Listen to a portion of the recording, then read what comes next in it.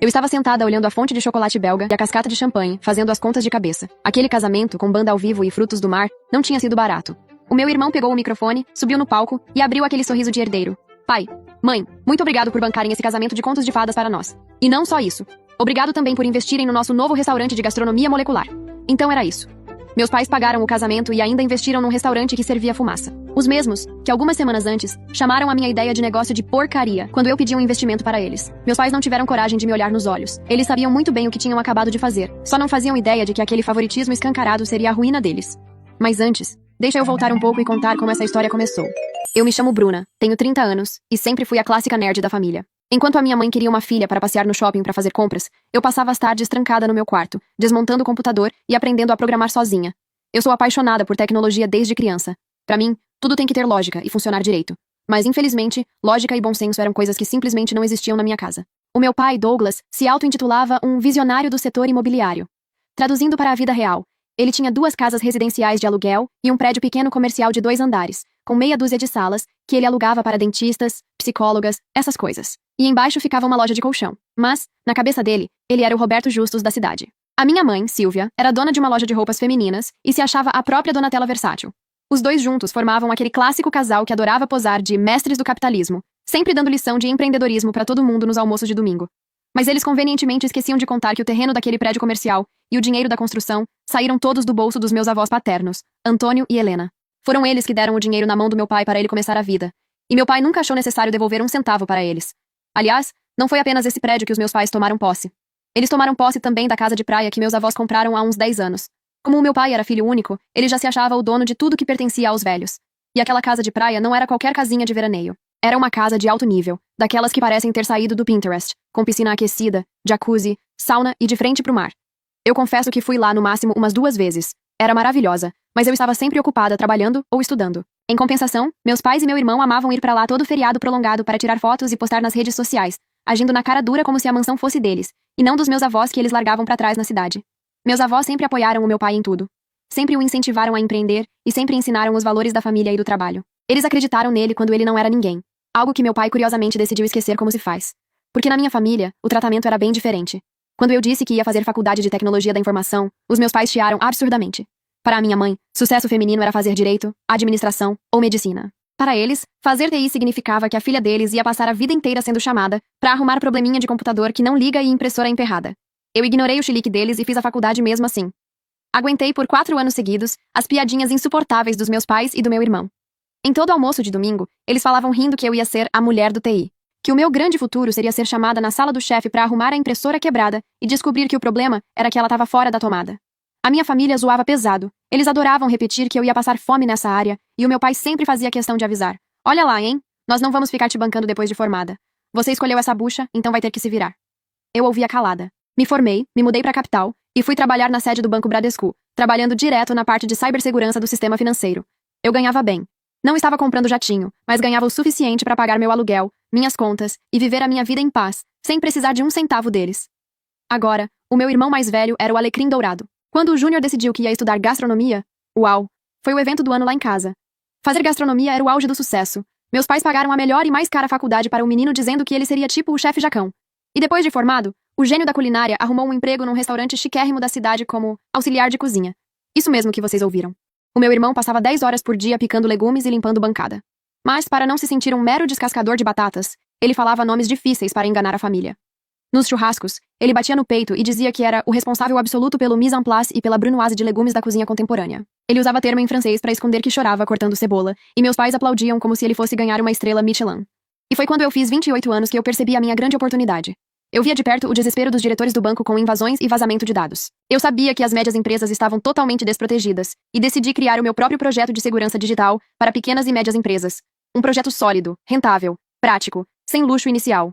Eu tinha o know-how, conhecia o mercado, só precisava do investimento inicial. Então, eu decidi apresentar o projeto para o meu pai. Já que ele passava os almoços de domingo enchendo a boca para falar de investimentos, agindo como se fosse um jurado do Shark Tank que manjava de tudo, eu pensei, ele vai ver isso com olhos de empresário. Na minha cabeça pragmática, eu tinha certeza de que contra dados, planilhas e lucro garantido não existiam argumentos. Para fazer o meu pedido de investimento, eu quis ser profissional. Eu liguei para os meus pais durante a semana e marquei um almoço no domingo estritamente com eles, dizendo que precisava apresentar uma proposta de negócios importante. Mas claro, limites nunca existiram na minha família. Quando eu cheguei na casa deles com o meu notebook debaixo do braço, dei de cara com o meu irmão Júnior e a noiva dele, a Letícia, sentados no sofá bebendo uma cervejinha. A minha mãe achou que não tinha problema nenhum em convidar o casalzinho pro nosso almoço de negócios, sem me avisar. E é aqui que eu preciso apresentar a figura da minha cunhada. A Letícia era a futilidade em forma de gente. Ela era daquelas mulheres snobs que se sentiam superiores porque desfilavam com uma bolsa de R$ 2.000 no braço. Dizem as más línguas que a Letícia comprava roupas e acessórios caríssimos na internet, usava no final de semana para tirar foto pro Instagram e depois devolvia tudo dentro do prazo de 7 dias para pedir reembolso alegando não ter gostado da peça ou tamanho errado. Letícia dizia que trabalhava como personal stylist, ou seja, aquela pessoa que ganha comissão para te ajudar a comprar roupa que supostamente combina com você. E é claro que a minha mãe adorou ter uma nora que levava as clientes direto para a loja dela. Elas eram unha e carne. Letícia era a filha que minha mãe gostaria que eu fosse. E o que a Letícia tinha de fútil, ela tinha de insuportável. Ela adorava dar opinião onde não era chamada, e eu simplesmente não suportava a presença dela. Apesar da plateia indesejada, eu engoli a seco e foquei no meu objetivo. Depois do almoço, chamei meus pais para a sala de estar. E é claro que meus pais chamaram o casal 20 para se juntar a nós. Liguei meu notebook e fiz uma apresentação impecável. Mostrei as planilhas, a taxa de rentabilidade, a concorrência e os prazos claros de devolução do dinheiro com juros. Meu pai olhou para a minha tela com a mesma cara de quem olha para um panfleto de pizzaria.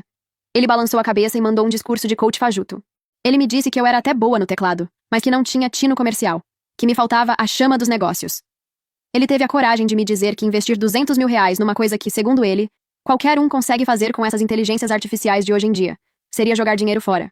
Como se ouvir isso não fosse o suficiente, o Júnior, que mal sabia abrir um arquivo em PDF sem pedir ajuda, resolveu dar o palpite dele. Ele cruzou as pernas, fez uma cara de quem entendia muito de mercado e disse: Bruna, acorda pra realidade. Antivírus é grátis. Ninguém vai querer pagar numa coisa que dá pra baixar na internet de graça. O pai tem que investir em negócios de verdade. Aí a Letícia, a especialista em moda que não geria nem a própria fatura do cartão de crédito, decidiu concordar. Exatamente, querido. E além disso, Bruna, convenhamos, quem iria contratar uma empresa desconhecida que acabou de entrar no mercado? O sogrão tá certíssimo em não jogar dinheiro no escuro. Minha mãe aproveitou a carona e me deu o golpe de misericórdia. Ela olhou pra mim com pena e disse: Bruna, eu sempre disse que você deveria ter feito medicina ou direito. Essa área que você escolheu é complicada. Mas nunca é tarde pra recomeçar. Ainda dá tempo. Ou se você quiser, a gente investe um dinheirinho pra você abrir uma loja de roupas. Tem mais chance de dar certo do que esse negócio de segurança cibernética.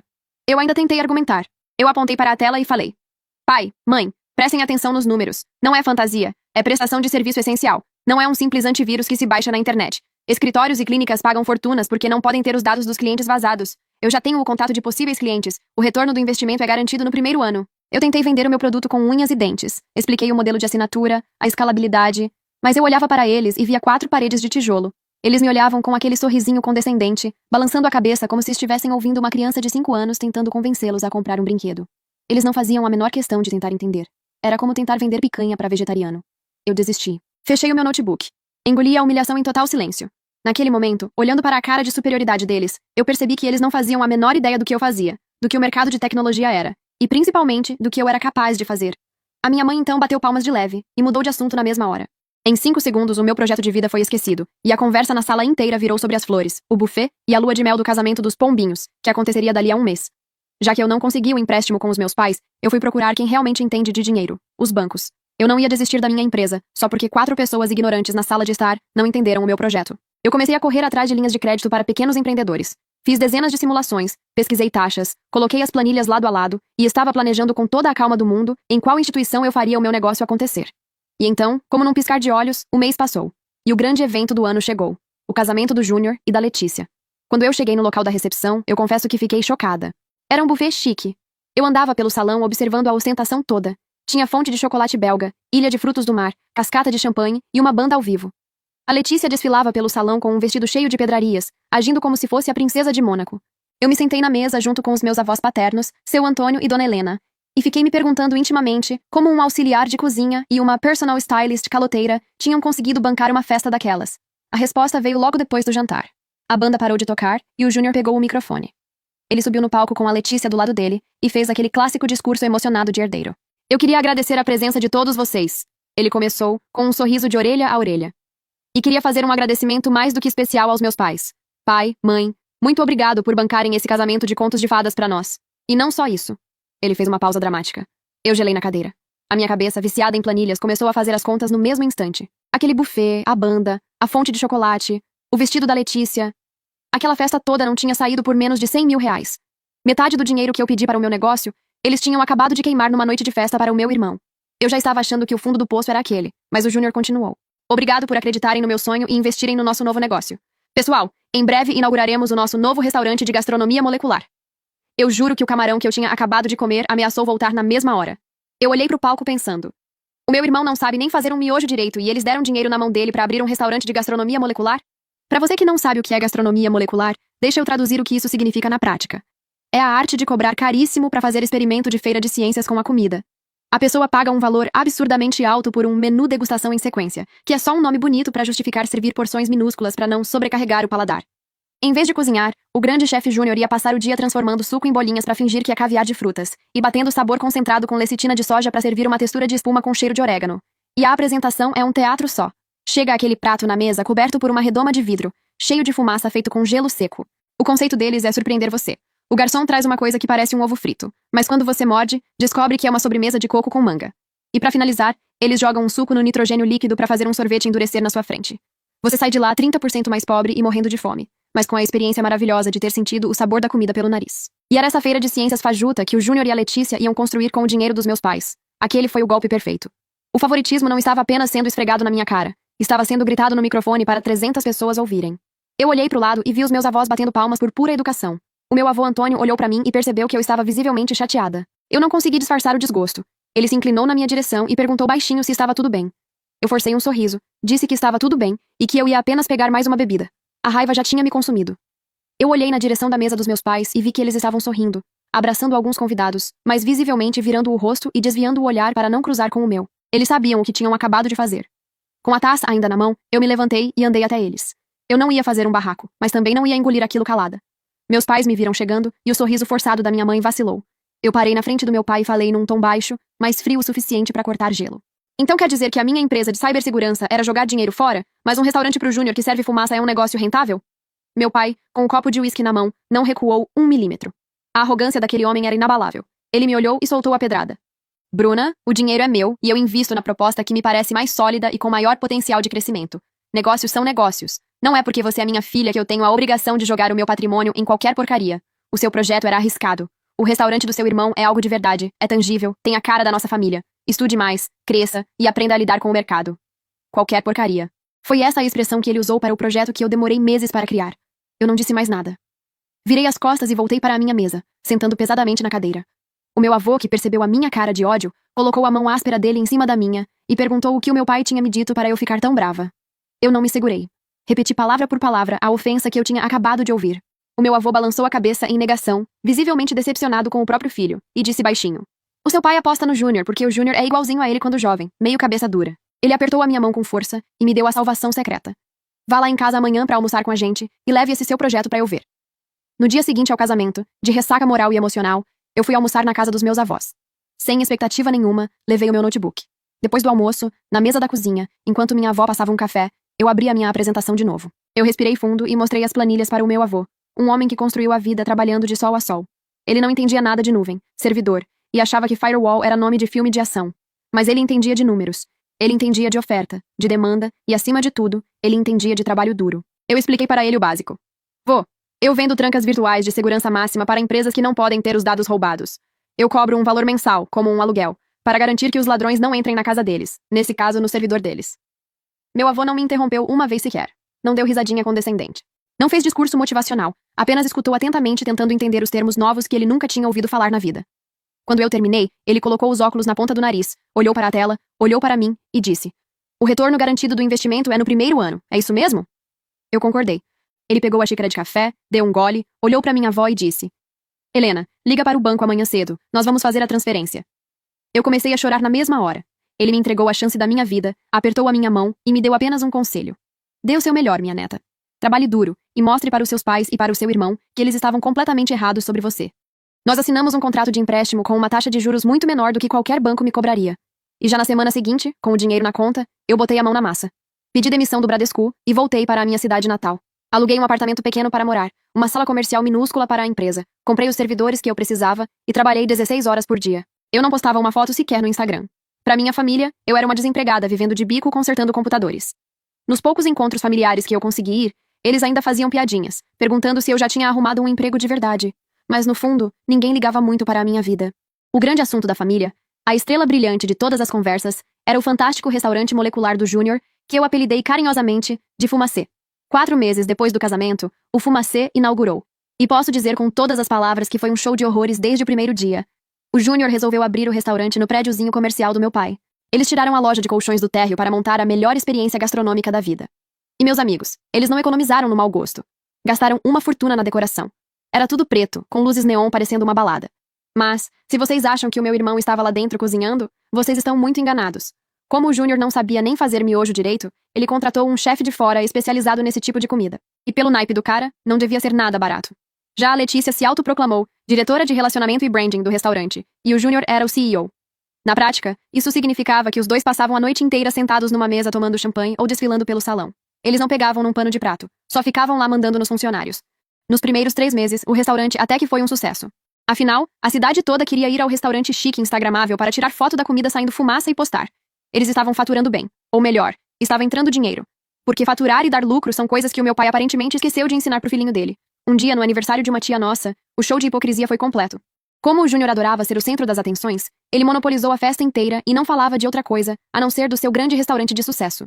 Vocês não têm ideia, o Júnior falava com o peito estufado, apontando um garfo pro alto. Essa semana a gente serviu o prefeito. Ele pirou na nossa esfera desconstruída de tomate com essência de manjericão defumado. A Letícia completava, revirando os olhos com aquele ar de superioridade. Ai, acredita que eu tive que barrar umas pessoas na porta no sábado? Porque a gente tem que manter a exclusividade do ambiente, né? Não dá pra deixar qualquer um entrar com roupa de ginástica. A minha mãe olhava para os dois babando. O meu pai enchia a taça de vinho e dizia, olhando de rabo de olho pra mim. Isso que é negócio de verdade, Júnior. Isso que é ter um instinto da família. Eu comia o meu frango assado quieta. Sorria, agradecia e voltava para a minha sala comercial minúscula para configurar os firewalls da segunda clínica de cardiologia que eu tinha acabado de fechar contrato. Sabe, eu estava ganhando dinheiro, mas não sinto a necessidade de ficar espalhando isso para todo mundo igual certas pessoas. Lá pelo 6º mês, a realidade bateu na porta. As fofocas na cidade começaram a circular rápido, e eu mesma ouvi de uma amiga que me mandou mensagem dizendo: Amiga, que lindo o restaurante do seu irmão. Fui lá no meu aniversário de casamento. A gente gastou R$ 600 cada. Tiramos umas fotos lindas daquelas espumas. E depois a gente teve que passar num trailer na praça pra comer um X-tudo, porque saímos de lá varados de fome. KKKK. E não era só ela. Se você abrisse a página do restaurante no Google, a coisa era feia. A nota despencou para 3 estrelas. Os comentários eram todos parecidos. A comida é bonita, mas é um assalto. Você sai com fome. Péssimo custo-benefício. E o meu favorito. A comida até que é interessante, mas os donos ficam sentados bebendo e olhando pra gente com cara de nojo. Pior atendimento que já vi. Ninguém volta toda semana para pagar R$ 600 numa experiência e sair com fome e sendo maltratado. O movimento caiu drasticamente. As fotos orgânicas no Instagram sumiram, mas quem não deixava a peteca cair era a Letícia. Para tentar manter a imagem de que o bistrô era o grande point da cidade, toda quinta-feira ela fechava uma mesa gigante e dava um happy hour para todas as amigas fúteis dela. E eu sabia que era tudo na faixa, porque elas mesmas entregavam no Instagram. As amigas postavam vídeos brindando com champanhe e marcavam a Letícia com legendas do tipo: Obrigada pelo mimo, amiga.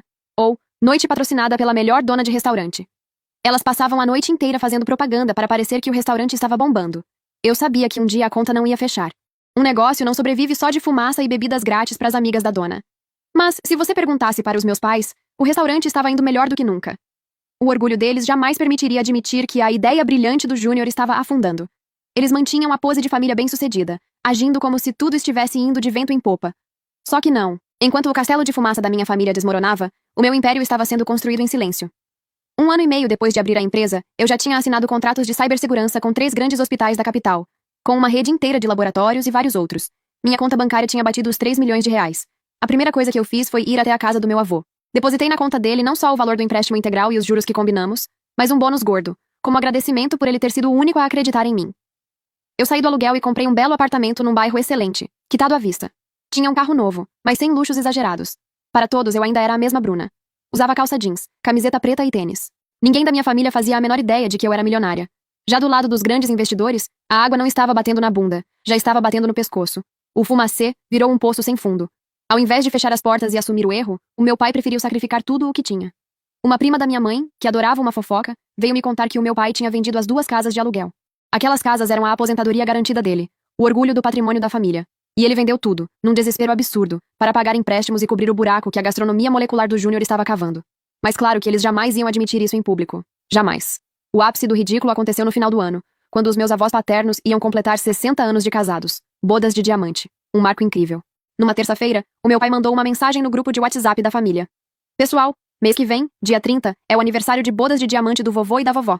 Vou fazer uma reserva para as 8 da noite no restaurante Prato de Pedreiro, que é R$ 39,90 por pessoa e come à vontade. Confirma pra mim quem vai para eu reservar. Mas cada um paga a sua comanda.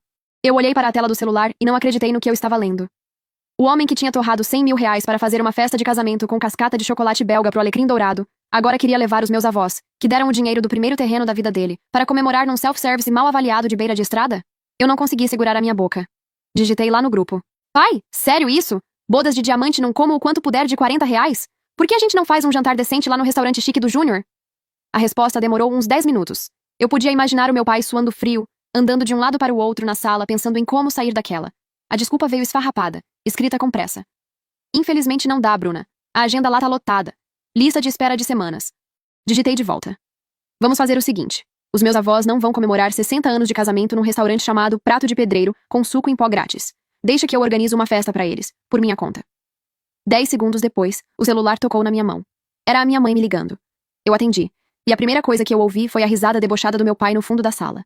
Bruna, você pirou? A minha mãe falou com aquela vozinha condescendente de quem fala com uma adolescente maluca. Vai organizar uma festa pros seus avós num boteco por acaso? Você vai pagar a festa como? Você não precisa fingir que tem dinheiro só para tentar competir com o seu irmão. Eu ouvi a voz do meu pai gritando lá no fundo, achando graça. Pergunta pra ela se ela ganhou na Mega Sena e não contou pra gente. Eu respirei fundo. Sorri friamente e respondi para a minha mãe. Mãe, eu me viro. Vocês não precisam se preocupar. Façam apenas a lista de convidados que eu cuido do resto. A minha mãe riu de forma irônica do outro lado da linha. Bruna, se enxerga. A gente tá falando de bodas de diamante dos seus avós. Não é um bolinho na firma. São muitos convidados. Você não conseguiria bancar uma festa pra todo mundo. Eu mantive a voz macia. E quantos convidados seriam, mãe? Ela inflou a voz, chutando bem alto para me assustar. A família inteira? Com os conhecidos dos seus avós? Olha, bate fácil umas 100 pessoas. Ok. Eu respondi na mesma hora, sem gaguejar. Façam a lista com essas 100 pessoas. Assim que o convite ficar pronto, vocês enviam pros convidados. Agora preciso desligar. Tchau. Assim que eu encerrei a ligação, liguei para a Marla, a minha secretária. A festa aconteceria dali a um mês, então a gente tinha que correr. Expliquei o que eu queria, e no dia seguinte, a Marla me mandou uma planilha impecável com as cotações de todos os grandes salões e buffets disponíveis para o dia 30 do mês que vem. Eu não economizei um centavo. Escolhi um salão lindo, espaçoso, e contratei um buffet que eu sabia que os meus avós adorariam. Comida boa, carne de verdade, massas artesanais, vinhos. Para fechar com chave de ouro, contratei uma banda excelente especializada em bossa nova, que era a música favorita dos dois. Mandei fazer os convites digitais e disparei o arquivo no WhatsApp da minha mãe. O telefone não demorou 5 minutos para tocar. Bruna, pelo amor de Deus, ela falou assim que eu atendi, com a voz esganiçada de quem estava lendo o endereço do salão. Esse lugar é um dos mais caros da cidade. Como você pensa em pagar por tudo isso? Olha aqui, já vou avisando. A gente tá numa fase de reinvestimento pesado no restaurante do seu irmão, então nós não podemos ajudar a pagar uma festa dessas de jeito nenhum. Mãe, relaxa, eu respondi, abrindo uma planilha no meu computador. Eu não estou pedindo um centavo pra vocês. A única coisa que eu pedi foi que você enviasse os convites. Mas, Bruna, de onde você vai tirar dinheiro pra isso? Ela insistiu desconfiada. Ano passado eu peguei um empréstimo pra investir e a minha empresa de cibersegurança tá indo muito bem, obrigada. Ela tá dando um bom lucro. É com esse lucro que eu vou pagar a festa, e ponto final. De repente, eu ouvi um ruído de telefone sendo abafado e um burburinho rápido. A minha mãe estava cochichando. Segundos depois, a voz do meu pai surgiu do outro lado da linha. Bruna? Ele tinha praticamente arrancado o telefone da mão da minha mãe. Como é que é essa história? Conta direito. A sua empresa lá de segurança tá dando lucro? Aquela mesma que você me mostrou? Isso mesmo, pai. Tá dando lucro sim. Poxa vida, mas que maravilha! Quem diria, não? Ele exclamou com uma animação tão falsa que me deu nojo. E por que você não contou pra gente antes? Se eu soubesse que você tava com bala na agulha pra bancar uma festona, a gente podia ter feito lá no seu irmão. O Júnior ia adorar organizar. Eu abri um sorriso largo do outro lado da linha e não perdoei. Ué, pai, mas você não disse que a agenda de vocês estava lotada? Que tinha lista de espera de semanas? Do outro lado, o silêncio durou uns bons 3 segundos. Eu podia quase ouvir o cérebro dele tentando processar a burrice que ele tinha acabado de falar. Ah, é mesmo. Ele gaguejou, tropeçando nas palavras. Tá lotado sim. Mas pro vovô e pra vovó, a gente dava um jeitinho de arrumar uma data. Mas mudando de assunto. Já que você tá capitalizada, você deveria conversar com o Júnior sobre negócios. De repente, a gente podia sentar e estudar uma sociedade sua com o restaurante. Sabe como é, né? Uma injeção de capital novo pra expansão seria ótimo pra todo mundo. Imagina, os 2 irmãos sócios. Eu ri. Não, obrigada. Eu cortei seco, sem dar espaço para conversa. Você mesmo me disse um dia que eu não tinha um tino pra negócios. Melhor eu não arriscar em algo que não é da minha área. Preciso desligar. A gente se vê no dia 30 na festa. Tchau. Desliguei. Nas semanas que se passaram entre essa ligação e o dia da festa, o meu celular não teve paz. O cheiro de dinheiro transformou a família inteira em um bando de urubus. Parentes que não me mandavam nenhum Feliz Natal Começaram a curtir minhas postagens nas redes sociais e mandar figurinha de bom dia. Pelo visto, minha mãe não conseguiu segurar a língua. Engraçado como o dinheiro muda a forma como as pessoas te veem, né? E o dia da festa finalmente chegou. Quando eu cheguei no salão no dia da festa, estava tudo perfeito. A decoração clássica, iluminação suave, um cheiro maravilhoso saindo do buffet e a banda tocando clássicos da bossa nova. Os meus avós estavam radiantes. A minha avó chorou quando entrou e viu o tamanho da homenagem. Aquele momento, para mim, já valia cada centavo. Mas a paz dura pouco quando se tem uma família como a minha. O meu pai, a minha mãe, o Júnior e a Letícia não demoraram a chegar. E entraram se sentindo os donos do lugar. O mais bizarro, porém, não era a postura de pavão do meu pai. Era o jeito que eles estavam me tratando. A minha mãe, que sempre criticava minhas roupas e minha maquiagem, passou a noite inteira me elogiando, dizendo como eu estava elegante, que o meu tailleur era de muito bom gosto e que deveríamos marcar de fazer compras juntas. O Júnior fez questão de vir me dar um abraço apertado, tentou puxar assunto perguntando sobre quanto valia a minha empresa e sobre oportunidades de investimentos. Mas quem ganhou o troféu de cara de pau da noite foi o meu pai. O mesmo homem que disse que o meu projeto era uma porcaria, parou do meu lado enquanto eu servia meu prato e soltou a pérola. Filha, andei pensando muito sobre a sua empresa. Ele disse com a voz aveludada. Eu fui um tolo lá atrás, admito. Mas agora o pai tem interesse em entrar como investidor no seu negócio. Você me dá uns 20 ou 30% da empresa e o pai entra como seu sócio. Tenho certeza que com a minha experiência e os meus contatos, podemos fazer essa empresa decolar. O que você acha? Eu quase ri na cara dele. Ele estava atolado em dívidas e agora queria ser sócio da minha empresa oferecendo apenas experiência e contatos? Eu sabia perfeitamente o porquê daquele teatro todo. O cheiro de dinheiro tinha transformado o patinho feio da TI na galinha dos ovos de ouro da família. Eles estavam desesperados para garantir que, quando o barco do Fumacê afundasse de vez, eu estaria lá com a minha boia de salvação para resgatar eles. Mas eu só sorria, concordava com a cabeça e saía de perto. Eu tinha ido buscar uma bebida no bar quando vi meu pai numa rodinha. Ele estava de costas para mim, conversando com os velhos amigos, com aquela postura estufando o peito, como se os negócios dele estivessem nadando em dinheiro. Fiquei ali, em silêncio, apenas escutando enquanto bebia a minha água. Um dos convidados, um senhor grisalho, apontou para a banda e disse: Douglas, meu amigo, que festa belíssima! A decoração está impecável! Você realmente proporcionou uma festança para os seus pais, hein? Está de parabéns, os negócios devem estar indo muito bem. O meu pai absorveu o elogio como se fosse o anfitrião supremo. Ah, claro, os meus pais sempre merecem o melhor. Agora também estamos com uma nova empresa de tecnologia que está indo muito bem, então eu fiz questão de dar a melhor festa para eles. Esse é o meu pai.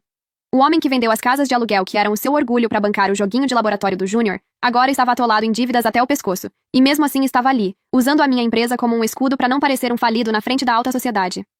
A festa seguiu maravilhosa. Logo depois do jantar, chegou o momento tradicional do corte do bolo de 60 anos de casamento e o brinde. Foi nessa hora que eu decidi subir no palco e fazer o meu discurso. Pedi o microfone para o cantor da banda e bati de leve na lateral, fazendo aquele barulho característico.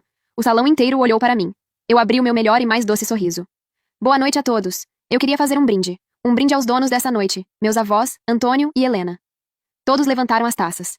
Eu continuei, com a voz mansa, mas afiada como uma lâmina. Essa festa é um presente meu para os meus avós, que merecem a minha gratidão pro resto da minha vida.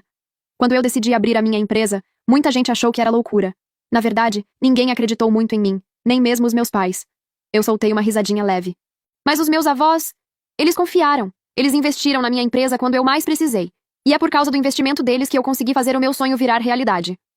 Um burburinho começou no salão. A taça na mão do meu pai parecia pesada. Eu continuei. Todo mundo que está aqui presente sabe o coração maravilhoso que esses dois têm. E do bolo de cenoura maravilhoso que só a minha avó sabe fazer.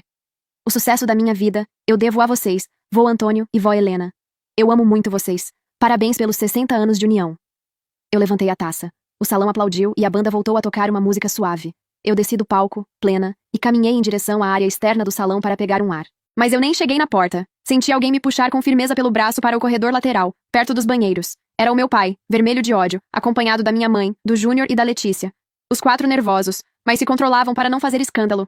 Como você tem coragem de fazer um discurso desses na frente da festa inteira? A minha mãe gritou sussurrando para não chamar muita atenção. Seu pai tem uma reputação a zelar. O que as pessoas vão pensar agora? Você deixou o seu pai com fama de mentiroso para todo mundo. Eu arregalei os olhos, me fazendo de desentendida, e falei no tom mais calmo possível. Como assim, mentiroso? Eu só fiz uma homenagem de coração pros meus avós. Não disse nada demais. O meu pai bufou, fechando os punhos com as veias do pescoço saltadas. Desnecessário. Foi totalmente desnecessário você subir naquele palco e dizer na frente de todo mundo que eu não acreditei em você. E o pior de tudo, que história é essa de que foram os seus avós que bancaram a sua empresa? Por que você não me contou isso? Como você esconde uma coisa dessas do seu próprio pai? Eu perdi o sorriso cínico. Ué? E por que eu deveria ter te contado? Quando você decidiu investir no restaurante de espuma do Júnior, você por acaso me contou? O Júnior, que até então estava só ouvindo com a cara amarrada, deu um passo à frente. Você tá se achando só porque tá ganhando dinheiro, né? Você não passa de uma mulher egoísta que só pensa no próprio umbigo. A Letícia, vendo que todo mundo estava atacando pedra, decidiu tacar uma também. A rainha do camarote cruzou os braços e me olhou com nojo. Você é muito recalcada, Bruna. Tem inveja da nossa felicidade. Sabe por que o restaurante do seu irmão tá passando por problemas? Porque você jogou tanto olho gordo e mal olhado lá dentro que afundou o nosso negócio. Eu olhei para a Letícia de cima a baixo. Respirei fundo, sentindo uma pena genuína. Sério, Letícia? Eu murmurei, num tom tão frio que a fez recuar um passo. O que afundou o restaurante do seu marido não foi meu olho gordo, nem meu mal olhado. Primeiro, foi a comida horrorosa de vocês que não matava a fome de ninguém. E segundo, foi a sua total falta de noção, enfiando a sua corja de amigas folgadas lá dentro toda semana para secarem o estoque bebendo e comendo de graça. Ela abriu a boca para falar, mas eu levantei a mão, cortando na mesma hora. E não pense que eu não vi que você aproveitou a boca livre e enfiou essas mesmas amigas interesseiras na lista de convidados dos meus avós, pessoas que eles nunca viram na vida. Você é tão carente de atenção que usa o dinheiro dos outros para tentar comprar amizade. Quero ver se amanhã, quando não tiver mais comida na faixa, se alguma delas vai olhar na tua cara feia. Se quiser achar a culpada pelo seu fracasso, olha pro espelho. A Letícia ficou pálida, com a boca meio aberta. O Júnior tentou retrucar para defender a esposa, mas simplesmente não tinha argumentos. A verdade tinha batido de frente com os quatro. Pra mim, deu. Eu falei, olhando nos olhos de cada um deles. Eu me cansei desse show de vitimismo de vocês. E pra falar a verdade, eu não tô nem aí se vocês gostaram ou não do que eu disse. Não devo explicação nenhuma a vocês. Eu virei as costas e simplesmente saí andando, os deixando parados ali, falando sozinhos com as paredes do corredor. Voltei para perto do palco e curti o resto da minha noite dançando e rindo com as únicas duas pessoas que importavam, os meus avós. Naquela mesma noite, antes de dormir, eu peguei o celular e bloqueei o meu pai, a minha mãe, o Júnior e a Letícia de tudo. A partir daquele dia, a minha família de sangue se resumia a duas pessoas, vô Antônio e vó Helena. O resto, pra mim, não importava mais. Aquele brinde na festa de bodas de diamante foi o último momento de alegria que eu tive por um bom tempo. Até que a vida voltou a me dar uma rasteira. Em um simples exame de rotina que eu mesma tinha insistido para o meu avô fazer, o pior aconteceu. Os médicos descobriram um câncer raro e agressivo. Meu mundo parou. Eu não pensei duas vezes, e me dediquei exclusivamente ao meu avô. Paguei os melhores especialistas da capital, banquei tratamento particular de ponta, paguei enfermeiras 24 horas e levava ele em absolutamente todas as consultas. Eu me dividia entre trabalhar pelo notebook na sala de espera do hospital e cuidar da minha avó Helena em casa, para que ela não ficasse sozinha. Já o meu pai, o grande homem de família, ele e minha mãe quase nem apareciam para visitar, e o Júnior e a Letícia, menos ainda. A desculpa deles era sempre a mesma. Diziam que estavam muito atarefados com os negócios ou tentando salvar o restaurante. Mas era mentira. Bastava abrir o Instagram para ver que eles passavam os finais de semana enfiados na casa de praia do meu avô. Aquela que eu contei lá no começo da história. Enquanto o meu avô fazia quimioterapia, o meu pai, a minha mãe, o Júnior e a Letícia postavam fotos tomando drinks na beira da piscina e fazendo churrasco com amigos. O meu avô estava doente, mas não estava cego. Numa tarde em que eu estava sentada na beirada da cama do meu avô, ele segurou a minha mão, apertou firme e pediu para eu fechar a porta do quarto. Estávamos só nós dois. Bruna, minha neta. Obrigado, ele disse, com a voz um pouco mais fraca. Obrigado por tudo o que você está fazendo por nós. Eu comecei a chorar, dizendo que ele não precisava agradecer nada, mas ele me cortou, com aquele olhar sério e pragmático que eu tinha herdado dele. Eu sou um homem realista, Bruna. Eu sei que o meu tempo está acabando. E por isso eu andei conversando com os meus advogados. Eu decidi doar para você, em vida, todos os meus imóveis. A casa de praia, essa casa onde eu moro com a sua avó, o prédio comercial do seu pai e a casa onde seus pais moram. Eu tentei interromper, assustada, porque eu nem sabia que o prédio e a casa dos meus pais ainda estavam no nome do meu avô. Deve ser por isso que meu pai ainda não tinha vendido. Meu avô logo emendou. Eu já fiz os documentos com usufruto vitalício para a sua avó. Enquanto ela estiver viva, essa casa é dela, e ninguém tira ela daqui. Mas a propriedade no papel será sua. Eu quero que você fique com tudo o que a gente construiu com trabalho duro. Porque tenho certeza que se o seu pai botar as mãos na herança, ele vai vender tudo para tentar investir em alguma ideia idiota. E no fim, vai deixar a sua avó sem nada. As lágrimas escorreram pelo meu rosto. Eu tentei recusar, dizendo que aquilo ia dar uma dor de cabeça imensa com a minha família, mas ele foi categórico. A sua família já fez a escolha deles, ele disse, me olhando fixamente. Eu só te peço uma coisa, Bruna. Cuide da sua avó por mim. Eu prometi. Com a voz embargada, eu prometi que ela jamais ficaria desamparada. Na mesma semana, o advogado veio até a casa e recolheu todas as assinaturas. A doação em vida foi concluída em sigilo absoluto. E foi por pouco. 3 meses depois, o câncer venceu a batalha, e o meu avô Antônio faleceu de forma serena, enquanto dormia. O velório foi um teatro nojento. O meu pai e a minha mãe fizeram um show de choro copioso. Agarravam o caixão, desabavam nos ombros dos amigos e repetiam o quanto amavam o patriarca. O Júnior e a Letícia, os dois de óculos escuros de grife como se estivessem num filme de Hollywood, ficavam passando a mão no rosto fingindo dor, quando na verdade mal conseguiam disfarçar que só estavam ali por obrigação. Eu estava no meu canto, de luto real, quieta. Abracei a minha avó que estava devastada e cumprimentei os meus pais apenas com um aceno de cabeça por pura educação, mas eles viraram a cara quando me viram. Foi então que eu fui pegar um café para minha avó na copa da casa funerária e escutei a voz da minha mãe conversando baixinho com uma conhecida da família. Ai, é muito triste, sabe? A minha mãe fingia fungar. Mas agora que o seu Antônio se foi, a gente vai ter que tomar decisões difíceis. A dona Helena não tem condições de ficar sozinha naquela casa enorme. Eu e o Douglas estamos pensando em colocar ela num asilo de boa qualidade. E talvez vender a casa ou nos mudarmos pra lá, ainda não sabemos. Não acreditei no que ouvi. O corpo do meu avô mal tinha esfriado, e ela já estava querendo jogar minha avó num asilo e tomar posse da casa dela. E no dia seguinte ao enterro, eu peguei as minhas malas e me mudei definitivamente para a casa da minha avó. E foi só questão de dias até a bomba explodir no colo deles. 5 dias para ser exata. Eu estava sentada na varanda, tomando um chá com a minha avó, quando o meu celular tocou. Número desconhecido. Atendi. Bruna, o que diabos está acontecendo aqui? Era a voz do meu pai, berrando tão alto que eu tive que afastar o aparelho do ouvido. Eu estou aqui na frente da casa de praia com um comprador que eu trouxe para visitar o imóvel. E o caseiro não quer abrir o portão pra gente. Ele disse que você mandou trocar todas as fechaduras e que só está cumprindo ordens. Quem você pensa que é pra fazer isso? Eu sorri, dei um gole no meu chá de camomila e respondi no tom mais calmo do mundo. Eu sou a dona dessa casa de praia. Ele gargalhou. Você tá louca? Essa casa é minha herança. Manda logo o Genésio abrir essa porcaria de porta agora. Ele abaixou o tom e falou sussurrando. Você tá fazendo eu passar vergonha aqui fora. Pai. Eu o cortei, afiando a voz. Não faz nem uma semana que o vô se foi e você já foi aí pra tentar vender a casa da praia? Ele realmente tinha razão. Avisa o seu comprador que ele não vai poder comprar essa casa porque ela está no meu nome. O silêncio do outro lado da linha durou uns 3 segundos. Eu só ouvia a respiração ofegante dele. O que você disse? Ele perguntou, a voz tremendo de ódio. A casa de praia é minha. O vovô doou pra mim. Aliás, a casa da avó também. Ah, e antes que você resolva vender mais alguma coisa, deixa eu te atualizar. O prédio comercial e a casa onde você mora também. Agora é tudo meu. O vovô passou todos os imóveis dele pro meu nome antes de morrer. Aí o inferno se abriu. Sua golpista desgraçada! Ele rugiu, perdendo totalmente a compostura. Eu não acredito que você fez isso. Você manipulou o seu avô. Você se aproveitou de um idoso doente pra roubar o patrimônio da família? Seu avô estava gagá. Você é uma 171. Eu vou processar você. Eu vou anular isso na justiça e vou jogar você na cadeia, sua ladrã. O certo é ladra, pai. Coisa que eu não sou. E pode processar. Eu respondi, fria. Mas já te aviso, você só vai gastar o dinheiro que não tem. O vovô fez tudo em plena sã consciência. Pode ter certeza de que a cabeça dele estava 1000 vezes melhor que a sua.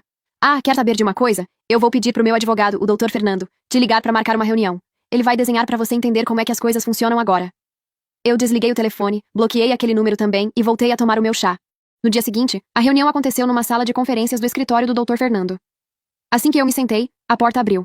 O meu pai entrou bufando, com a postura de um touro, seguido pela minha mãe, o Júnior, a Letícia e um advogado novinho com cara de recém-formado. Antes mesmo de puxar a cadeira, o meu pai apontou o dedo para o advogado dele e ordenou. Grava tudo. Eu quero cada palavra dessa golpista documentada, porque nós vamos usar isso no tribunal para colocar ela na cadeia. O advogado do meu pai, constrangido, sacou o celular do bolso e começou a filmar. O Dr. Fernando, que era um senhor muito polido e experiente, apenas ajeitou os óculos, apertou um botão no telefone da mesa e falou calmamente. Marcos, por favor, venha até a sala 2. O Sr. Douglas solicitou a gravação da reunião, então precisamos do nosso registro oficial para a segurança jurídica. 10 segundos depois, um estagiário de terno entrou na sala, posicionou um celular num tripé no canto da sala, deu o REC e ficou ali, parado como uma estátua. O Dr. Fernando abriu uma pasta de couro e começou a distribuir as cópias. Como os senhores podem constatar nos documentos, ele explicou com uma voz tediosamente profissional. O Sr. Antônio realizou a doação em vida de 100% do seu patrimônio imobiliário para a sua neta, Bruna. Há uma cláusula de usufruto vitalício exclusivo para a viúva, Dona Helena. Tudo foi registrado em cartório meses atrás, com a presença de testemunhas e laudos neurológicos atestando a total lucidez e capacidade mental do doador. A minha mãe colocou a mão na boca. O meu pai bateu com as 2 mãos na mesa de vidro, levantando num pulo. O advogado dele tentou puxá-lo pelo paletó. Senhor Douglas, calma, sente-se. Me solta! Ele gritou, empurrando a mão do advogado. Isso é uma farsa. Ela manipulou um velho senil no leito de morte para roubar o teto da própria família. Você não vai ficar com a casa de praia, sua ladrã. Nem com a minha casa. Eu vou anular essa palhaçada na justiça hoje mesmo. Eu cruzei as mãos em cima da mesa e dei o meu melhor sorriso. Pai, antes de você gastar dinheiro com advogados para tentar reverter uma doação perfeitamente legal, eu quero te lembrar de um pequeno detalhe. Lembra da casa onde vocês dormem? E do prédio comercial de onde você tira a sua renda para pagar as suas dívidas? Pois é. Agora eles são meus. Você mora e trabalha de favor numa propriedade minha. Então, abaixa a bola se não quiser receber uma ordem de despejo ainda hoje. Foi o estopim para o hospício abrir as portas. O Júnior, roxo de ódio, levantou da cadeira e bateu na mesa. Você é uma vaca, Bruna! Como você tem coragem de fazer uma coisa dessas? O restaurante quebrou, seu imbecil. Eu tive que vender meu apartamento. Agora a gente tá morando com eles e você quer despejar todo mundo? Quer deixar a gente sem teto? A gente precisa vender aquela casa da praia para pagar as dívidas, senão a mãe vai ter que vender a loja dela. Eu olhei para o advogado do meu pai, que passava a mão no rosto em desespero. O filho do cliente dele tinha acabado de confessar a falência que eles tentavam esconder de todo mundo. O teatro de família rica e bem-sucedida virou pó em 10 segundos de descontrole, deixando claro para qualquer um que a fúria deles ali não passava de puro desespero por dinheiro. Eu olhei para o Júnior, que arfava com os olhos arregalados, e balancei a cabeça. A culpa de vocês estarem falidos é exclusivamente sua e do pai. Foi você que quis brincar de MasterChef com o dinheiro dos outros. E o pai por não conseguir dizer não a você. O vovô sabia muito bem que se esses imóveis ficassem na mão de vocês, eles virariam pó em menos de um ano. O meu pai abriu a boca para me xingar de novo, mas eu levantei a mão, pedindo silêncio com a maior calma do mundo. Mas vejam bem, eu falei tranquila. Eu não vou jogar vocês na rua. Vocês podem continuar morando na casa de graça e o pai trabalhando no prédio dele. Não vou cobrar aluguel de vocês. O ego do visionário não suportou o peso da esmola. O meu pai ficou vermelho feito um pimentão. Eu não preciso das suas migalhas! Ele berrou, chutando a própria cadeira para trás. Você acha que me humilha com a sua caridade? Eu não preciso morar de favor. Nós vamos sair daquela casa o quanto antes. E mais, eu vou expulsar todos os inquilinos do prédio comercial, porque fui eu que consegui todos eles. E vou te processar. Vou tirar tudo que é seu, inclusive a sua empresa de tecnologia. O advogado dele quase entrou em pânico, levantando as mãos. Douglas, pelo amor de Deus, não fale mais nada pra câmera. Nessa hora, a minha mãe, que até então estava bufando, resolveu incorporar a vilã de novela mexicana. Ela levantou da cadeira num pulo, agarrou a jarra de água cheia que estava na frente dela com as duas mãos e berrou a plenos pulmões. Bruna, você é um lixo de filha! Você foi o maior erro da nossa vida! Só que a Donatella Versátil era péssima de mira. A água voou na diagonal e pegou em cheio no Dr. Fernando. O homem tomou um banho. A água escorreu pelo terno caríssimo dele, molhou a gravata e fez os óculos ficarem tortos na cara. A minha mãe arregalou os olhos, largando a jarra vazia na mesa. Ai, meu Deus, Dr. Fernando, me desculpe! Ela gritou com as mãos na cabeça, completamente histérica. Não era pra acertar no senhor, era pra acertar na cara dessa descarada da minha filha. O estagiário que estava no canto da sala fez um esforço descomunal para não rir. Ele correu até o banheiro do corredor e voltou segundos depois com uma toalha de rosto felpuda. A sala inteira ficou num silêncio mortal, constrangedor. O Dr. Fernando respirou fundo, parecendo contar até 10 em aramaico. Ele tirou os óculos ensopados, secou o rosto e o cabelo, passou a toalha no terno caríssimo e limpou as lentes dos óculos. Quando terminou, ele colocou a toalha de lado. Sem perder um pingo da postura profissional, ele abriu a pasta que não tinha molhado, pegou um envelope pardo fechado e entregou ao meu pai. Antes que o senhor desocupe o prédio comercial, Douglas, o Dr. Fernando disse, frio. O seu pai me instruiu a entregar esta carta a você, caso o senhor questionasse a sanidade mental dele ou decidisse processar. O meu pai abriu o envelope com brutalidade e puxou o papel. Era uma folha simples, escrita com a caligrafia inconfundível do meu avô. Ele leu a carta em silêncio. Eu vi o maxilar dele travar, a respiração falhar. A cor sumiu do rosto dele. A verdade escrita ali era o último prego no caixão do ego dele. Meu avô, em sã consciência, confessando que não tinha gostado nada do homem que o filho havia se tornado, e que não confiava nele para proteger o patrimônio da família. Mas como o meu pai era orgulhoso demais para chorar de remorso, ele apelou para a fúria. Ele amassou a carta com as mãos tremendo, jogou a bolinha de papel em cima da mesa, que quicou, e foi direto no rosto de Dr. Fernando. Aquele velho estava louco, e eu vou pegar de volta o que é meu, ele berrou. Ele agarrou a minha mãe pelo braço e a arrastou para fora da sala. O Júnior e a Letícia seguiram logo atrás, correndo. O advogado novinho dele catou a pasta da mesa e saiu apressado, pedindo 1000 desculpas com a cabeça enquanto fugia de vergonha do próprio cliente. Eu olhei para a bolinha de papel amassada no colo do Dr. Fernando. Olhei para o estagiário que ainda estava no canto com o celular gravando tudo, e sorri sem graça. A guerra estava oficialmente declarada. Apenas alguns dias depois daquela reunião no escritório, o orgulho falou mais alto do que a conta bancária. Meu pai cumpriu a promessa dele de não viver de caridade minha. Eles pegaram as coisas e saíram da casa onde moravam. Vivendo apenas da loja de roupas da minha mãe, e com as dívidas explodindo, o único lugar que eles conseguiram pagar foi um apartamento simples, de 2 quartos, num bairro super afastado. O Júnior e a Letícia, claro, foram juntos com eles para esse aperto. Ele também tentou cumprir a ameaça de expulsar todos os inquilinos do prédio comercial num ataque de birra. Só que eu não perdi meu tempo batendo boca. Contratei uma imobiliária de ponta, fiz novos contratos com todos os dentistas e psicólogos, e o meu pai não conseguiu tirar ninguém de lá. E sabe qual foi a maior ironia? Aquela sala gigante no térreo, toda preta e com luz neon, onde ficava o falido Fumacê, foi alugada para 2 jovens que abriram uma hamburgueria artesanal. Vende lanche bom, simples e bem servido. Incrivelmente, o lugar está sempre lotado e dando lucro. A gastronomia molecular de luxo não durou nem para contar história. Mas se eu achava que o meu pai ia aceitar a derrota e me deixar em paz, eu estava muito enganada. O meu pai não perdeu tempo, e atolado em dívidas, entrou com uma ação judicial alegando insanidade mental e fragilidade do meu avô no leito de morte para tentar anular a doação em vida. Ele queria todos os imóveis no nome dele a qualquer custo. E não parou por aí. Enquanto o processo corria, o orgulho ferido dele e a raiva da minha mãe se transformaram numa campanha de difamação escancarada. A minha mãe fez o trabalho sujo de base com os parentes. De repente, eu comecei a receber dezenas de mensagens no WhatsApp de tias, primos e conhecidos comprando a versão de coitadinhos deles.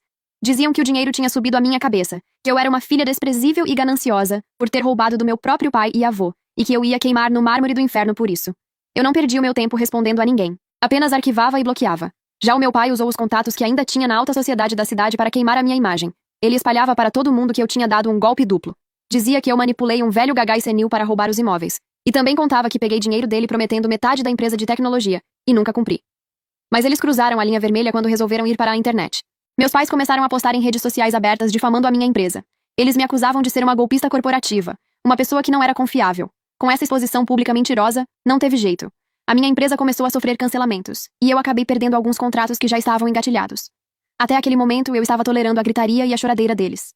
Mas mexer com o meu trabalho, com a minha empresa, aquilo eu não ia tolerar. Eu não pensei duas vezes, liguei pro Dr. Fernando e falei: Doutor, tá na hora do troco. E nós entramos com um processo reverso. Processei meus pais por calúnia, difamação e danos morais diretos à imagem e ao faturamento da minha empresa. Nós juntamos os prints das redes sociais, as mensagens de WhatsApp da minha mãe e, claro, aquela maravilhosa gravação do estagiário na sala de reunião. A audiência do processo de anulação de doação foi um espetáculo. O advogado recém-formado do meu pai tentava pintar a imagem de uma filha aproveitadora que chantageou um velho indefeso. Mas quem deu a cartada final e enterrou a arrogância deles de vez foi a minha avó Helena. Lúcida, forte e inabalável, ela se sentou de frente para o juiz. Quando perguntaram se o marido dela sabia o que estava fazendo ao doar os imóveis, a minha avó, sem derramar uma única lágrima, respondeu: O meu marido sabia exatamente o que estava fazendo, meritíssimo. Inclusive conversou comigo antes, e eu também fui a favor. Ele doou os imóveis para a nossa neta Bruna, porque nós temos a certeza absoluta de que, se ficassem nas mãos do nosso filho Douglas, ele venderia tudo para cobrir dívidas, investiria em maus negócios e deixaria a mim, a própria mãe, morando na rua. A minha neta foi a única que cuidou de nós quando o vô ficou doente, enquanto Douglas e o resto da família nem sequer ligavam para saber como estávamos. O tombo judicial deles foi ensurdecedor. O juiz não só acatou todas as nossas provas, como deu uma sentença pesada. Ele os obrigou a publicar, em todas as redes sociais, uma nota oficial de retratação, desmentindo cada fofoca que contaram, confessando que as acusações contra a minha empresa eram falsas. E não parou por aí. Ele estipulou a indenização calculando rigorosamente os contratos que a minha empresa tinha perdido e o dano de imagem. O valor final da multa por danos morais e materiais foi estipulado em exatos R$200 mil. Por coincidência, ou por pura ironia do destino, era exatamente o mesmo valor que eu tinha pedido para eles investirem na minha empresa anos atrás. E foi aí que a água bateu na bunda deles, porque eu sabia que meus pais jamais teriam R$200 mil líquidos para me pagar com a conta bancária no vermelho. O Dr. Fernando foi implacável. Pediu imediatamente a penhora e o bloqueio de todos os bens e contas bancárias no nome dos dois. A primeira coisa a entrar na mira da justiça foi a preciosa loja de roupas da minha mãe. 2 dias depois do pedido de penhora, o meu celular tocou. Atendi e ouvi um choro desesperado. O choro que o mestre do capitalismo com certeza obrigou ela a fazer. Bruna, minha filha, por favor, me perdoa. Ela soluçava do outro lado da linha. Eu falei muita besteira, eu sei. Eu estava de cabeça quente. Mas pelo amor de Deus, fala pro seu advogado tirar a minha loja do processo. É o trabalho da minha vida. É o meu único ganha-pão. Se você tomar a minha loja, a gente vai passar fome. Você não pode fazer isso com a sua família. Eu lembrei da frase dela no escritório do Dr. Fernando, ela dizendo que eu tinha sido o maior erro da vida deles. Então decidi fazer jus. Mãe, eu respondi com a voz serena. Eu não vou fechar a sua loja. Eu vou solicitar a adjudicação dela. Eu fico com a loja e abato o valor da dívida de vocês. Mas e eu, Bruna? O que eu vou fazer da minha vida? Lembra do que você me disse um dia? Nunca é tarde para recomeçar. Quem sabe a gente não te arranja uma vaga de vendedora lá mesmo. E foi exatamente o que aconteceu. Eu peguei a loja, mudei o CNPJ e, como eu não tinha o menor interesse em administrar moda feminina, eu terceirizei o serviço. Peguei a Márcia, uma vendedora que trabalhava lá há 10 anos, que conhecia o estoque de core salteado, que a minha mãe adorava humilhar e tratar como capacho, e a promovia gerente geral, dobrando o salário dela. Sem dinheiro, sem crédito na praça e sem onde cair morta, a minha mãe engoliu o orgulho e aceitou ser vendedora da loja. O meu pai, após perder o processo e a loja, não teve outra saída a não ser engolir o que restava do próprio orgulho. Para não morrer de fome e conseguir pagar as contas daquele apartamento minúsculo no bairro afastado, ele começou a trabalhar como um corretor de imóveis. Ele, que andava de carro importado, se achando o dono da cidade, agora passava os finais de semana mostrando apartamentos de 40 metros quadrados na planta para jovens recém-casados, ganhando comissão pingada. O Júnior também voltou à realidade. Sem dinheiro e sem a tetinha dos pais, o grande chefe Júnior voltou ao emprego antigo dele. Ele voltou a passar 10 horas por dia suando na cozinha fatiando cenoura e descascando batata. Já a Letícia... Bem, como eu mesma tinha avisado, a rainha do camarote descobriu rápido como funciona a amizade comprada.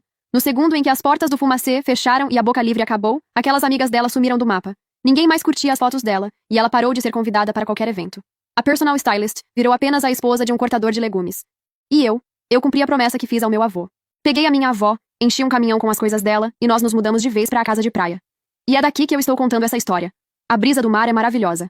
Como a minha empresa de cibersegurança roda perfeitamente na nuvem, eu faço 90% do meu trabalho em regime de home office. Assino contratos, delego funções para meu gerente e faço reuniões virtuais na varanda de frente para o mar, enquanto a minha avó cuida do jardim ou pega um solzinho. A vida finalmente entrou nos eixos. Ou, pelo menos, era o que eu achava. Porque esses dias uma última fofoca bateu na minha porta. Uma fofoca tão suja, mas tão suja, que destruiu a última ilusão que o Júnior e minha mãe ainda tinham na vida. Quem me contou essa baixaria foi a Márcia, a minha gerente da loja de roupas. Ela me ligou num final de tarde, dizendo que eu precisava me sentar para ouvir. E a história era a seguinte. A minha mãe tinha sido liberada do trabalho na loja mais cedo numa sexta-feira. Quando a minha mãe abriu a porta do apartamento apertado deles, ela flagrou a cena. O marido com a nora pelados no sofá da sala fazendo vocês sabem o quê. Segundo a Márcia, que ouviu da minha mãe chorando e contando pra outra vendedora no estoque da loja, o quebra-pau foi histórico. A vizinhança do prédio inteiro saiu no corredor para ouvir a gritaria. A minha mãe quebrou metade das coisas na sala. O Júnior chegou do trabalho no meio do escândalo e tentou partir pra cima do próprio pai. No meio do desespero, o meu pai simplesmente colocou uma roupa correndo e fugiu daquele apertamento com a Letícia enrolada numa manta. Pois é, meu pai, como sempre, tomando decisões igual a bunda dele. Então é isso, pessoal. Se você chegou até aqui, escreva a palavra bunda nos comentários pra eu saber que você aguentou assistir até o final. Muito obrigada a todos que acompanharam essa história. Não esqueça de deixar aquele like e se inscreva para não perder os próximos barracos. Um beijo enorme pra vocês, fiquem com Deus e até o próximo vídeo.